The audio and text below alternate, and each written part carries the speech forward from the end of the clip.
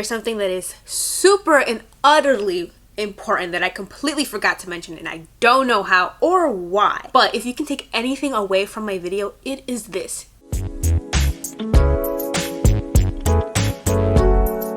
Hi everyone, and welcome back to my channel. My name is Blanca, and if you are new here, I create a lot of motherhood, lifestyle, and what we're going to be talking about today, military content. I also sprinkle in a couple of reviews of Netflix series, makeup reviews, and then other pop culture items. So if you guys are interested in any of those videos, then consider hitting the subscribe button. But as I said, today's video is something that we have not done here in my channel for quite some time, and that is some military content. I do not know what I'm going to name this video as of yet, but it is a bunch of tips that I have learned along the way in my milso journey. Granted, I've only been a military spouse for about 2 years now, but I feel like I've learned a couple of things that may be useful for any of, I guess, new military spouses out there, or anybody who just doesn't know what is available as a benefit or as a resource for military spouses. I do have a list, but I'm not going to go in any particular order. I do think that everything that I am going to talk about is very important. Number one is BAH, or basic housing allowance. This is just a little bit of like extra money, I guess you would call it, that service members get if they are of higher rank or they are married in order to pay for their housing. This, you can actually use it to pay for off-post housing or on-post, meaning base housing, or if you live outside of a base. The caveat with living on base though is that they take your entire BAH. If your rent is $13.55, guess what? They're taking all of your $13.55. It does not matter your husband or your service member's rank or how much the pay increases. On base housing is going to take every single penny from your BAH. That is the caveat with living on post. But then you don't have to worry about utilities or parking or any of that sort of things. But if you do live off post, then you can find something that is below your BAH and pocket the rest and pay other things like your utility, cable bill, car payments, or anything that you have extra. So it just really depends on your situation in specific. Some people prefer to live on base because it's just much easier. There's everything in there from like fast food to the PX, the commissary, which is the food store on base, and then you have everything already paid for, but then you don't have anything extra in case you need to pay like an extra bill or whatever. As opposed to living off post, which is what we do, we can pocket whatever difference is left over and then pay anything that is extra, or just put that into our savings. And that's what worked out best for us in our situation, just because without having my income, everything is just on my husband, and I do have a car payment and a student loan to pay off. So because of that, in our situation, it was just best to live off of base. Number two is your military ID, and your military ID is everything. And when I mean everything, I mean everything. It gives you access to being on post, shopping at the commissary, at the PX, which is just like the little mall on a base, and then it gives you perks like if you go to any other store that gives a military discount. But it is also your insurance card. If you have, how do I explain this? Because living up north, when we first started, before we moved down to Georgia, I did have a separate, I guess, insurance card from my military ID. But once I moved down to the south, it switches over, because up north I had US Family Health Plan, which was just like their tricare. It's just like a different name. But then down here it is, I think, Tricare East or Tricare West, something like that. They just don't give you an insurance card. So your military ID is everything. You show that when you go to your appointments or when you take your little young ones to their appointments, and it just gives every bit of information that it belongs to your spouse or your service member, your information, and all of that good stuff. I do want to note that here at Fort Stewart, they do give you a small little white card that signifies that you don't have any other insurance but TRICARE. I don't know if any other base does that, but here at Fort Stewart, it's something that they do. And in that same vein of medical, hospitals, and just all of anything that has to deal with insurance and such, I do want to mention that every base does have a hospital within it. And that's most likely where you're going to get your medical care, unless you live 60 miles away from base and you choose primary, you hear me? TRICARE Select instead of TRICARE Prime. The difference between Prime and Select is that with Prime, you do not have to pay a copay, but you do have to see military doctors. With Select, you do have to pay a copay and you actually get to see whichever doctor you feel comfortable. Number 4 is plans, and I'm just gonna say this straight up, don't count on them. I'm saying this as a forewarning just because we've made plans and everything has changed because the mission and the military comes first. Prime example was the fact that our due date, or my due date with our second child Logan, was October 5th, and during that time Miguel had a training, and guess what? He actually had to go to that training, and we didn't know if he was going to be able to come back to be present at his birth. Luckily, he was able to come like maybe a few days before his actual due date, but there are circumstances where, such as like deployment or just, you know, command does not want to give permission to the service member to come back home. It's unfortunate, but they're going to have to miss a lot of things, such as like birthdays, births, sometimes even funerals for a loved one. So even if you try to make plans like a month out or a day, everything just changes and you just have to learn to go with the flow. And I know that's really, really hard to do, but it's something that you just gotta learn, and it just comes with time, and you just learn to adjust and just move along with everything. There's something that is super and utterly important that I completely forgot to mention, and I don't know how or why, but if you can take anything away from my video, it is this.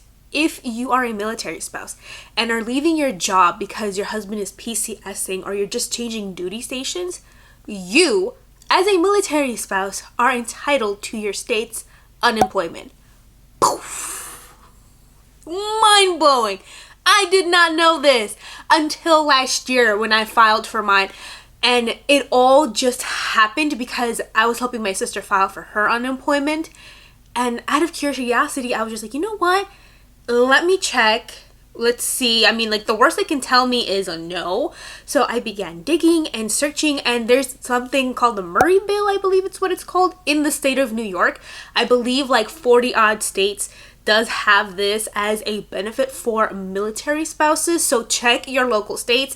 Wherever you have worked, you may be entitled for unemployment, and that is amazing because nobody ever, like, I don't think any other military spouse has mentioned this before in their like videos of like tips or tricks or anything like that that can help out other military spouses, at least that I've seen or that I am aware of. It is a benefit that not many of us are aware of. Hello, like, I did not know this. That's such a great blessing and a great benefit because you never know when you're going to find your next job or when you're going to start working again, when you're obviously moving so frequently as you do in the military. So like I said, it is such a great blessing because you don't have to worry about any of the financial stresses because you still have an income coming in. Granted, it may not be a lot, but at least it is something that can help you pay maybe a car payment, you know, buy groceries or put a little bit into savings or pay off a debt or something.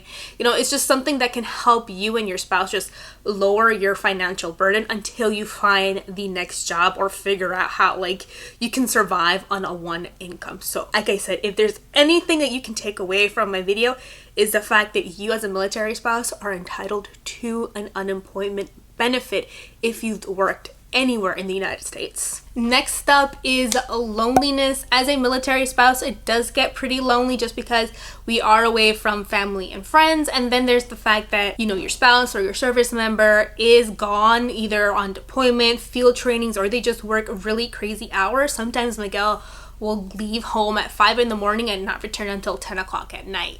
So, you know, it does get lonely even when you do have kids. I mean, they do take up all of your time. You are taking care of them, you're playing, you're doing activities with them, but it does get lonely because you don't have another person that you can like talk to or see. So it's just a very different dynamic, and just be prepared to essentially be a single parent, because like, again, as I mentioned, you know, you just never know when they're going to go on a deployment, or they're going to go on a field training that can be like a month long or 3 days. It just really depends on the mission or what they're trying to do in those trainings. This is a good time to come up with a hobby, start something that you've been prolonging for a while just because you didn't have the time. And this is a nice segue into number 6, which is, as a military spouse, it is very hard at times to make friends. And that is because of a lot of different things, such as age and where you're at in your life. There are some women who are very catty, and some women who rank is honestly everything for them, which is kind of sad. But it is true, there are women like that out there. I haven't encountered one personally, but I have seen it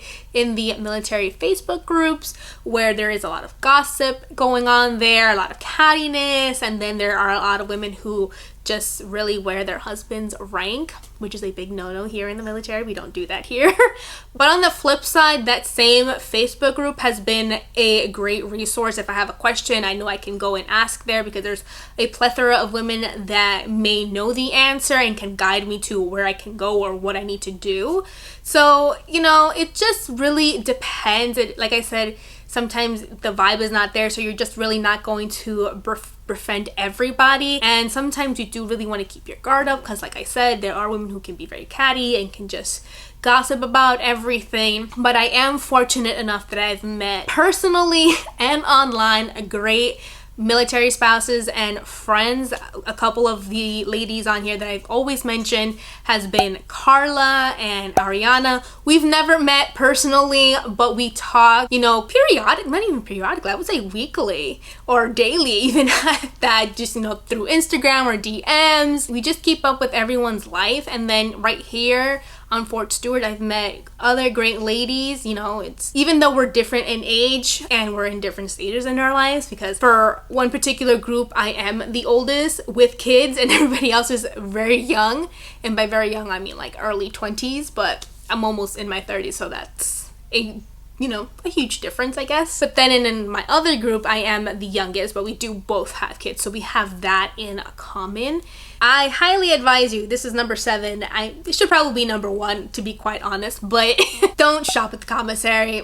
I don't recommend it. It's not good. Don't do it. I've shopped there twice and I've hated it. It's the shop there for military spouse, so like I get the reason why, but I feel like because it is there, that they just go on the cheap end and they shortened everybody there. And what I mean by that is the fact that when you buy things, there's a lot of things are like closer to the expiration date or have already expired, but then they just sell it to you. So it's like, what the hell? So I've had the experience where I've bought produce and it has gotten rotten within days, so I have to go back out and buy new fruits and vegetables. Then the meat just kind of smells like funky, so you know when meat smells really funky that it is not good, that is stank. So I just steer away from the commissary. Go to Walmart, go to Publix, don't go to Kroger's, because they're just expensive for no damn reason. But if you're up in the Northeast, go to ShopRite, go to, what are the other stores up there? There's ShopRite, Stop and Shop, King Cullen. I mean, King Cullen's also on the expensive side, but like anything better than the commissary, just don't shop there for anything. Just don't do it. Don't do it. Stay clear, girl. Lastly, I do want to mention moving with the military, or just moving in general. We did a Diddy move, and that is what you call it when you do it yourself, hence the term Diddy. So our move from New York to Georgia, we just did it on our own, but you do have the option of the military moving you. The caveat with that is that sometimes your shit might get stolen or broken. So, you know, that's like a risk that a lot of people take, especially if you are overseas and you have to obviously ship a lot of your things either back to CONUS or, you know, to wherever you're going back, to wherever you're being stationed, I'm sorry. So that's just kind of like the risk that you do take. But then on the flip side, if you do it yourself, there's just a lot of things you have to do, and it's such a hassle, especially if you have little ones. You have to weigh the truck before you put anything in there. Then you have to go back home, put everything that you're moving with in the truck, go back to where the weighing station is, weigh the truck with everything loaded, then go to wherever you're going, pay for gas, pay for hotels, pay for food, and then just get to where you're going, do the same process that you did before you left your home of residency, and just give all of those receipts, and then hopefully, you know, maybe 3, 4, 5, 6 months down the line, you will get reimbursed for all of the expenses that you did or that you accumulated during your move. So it's just a lot more work. So it's like, what is better for you and your family? It's the same situation with living on post or living off post. It's just what works for you and your situation and your family. That is it for today's video. I hope that you did enjoy it and that you do find it useful in your milso journey. If you have other tips and tricks that I did not mention in this video, please do leave it in the comment section below, because we are all about helping out our fellow milsos here. And I will likely make a part 2 or other military content related to this, just because there's a lot more things that I did not discuss in this video that can definitely be useful for you guys. If you liked it, give it a thumbs up. Do not forget to subscribe, and I will catch you guys in the next video. Bye! You're gone now. Will you come?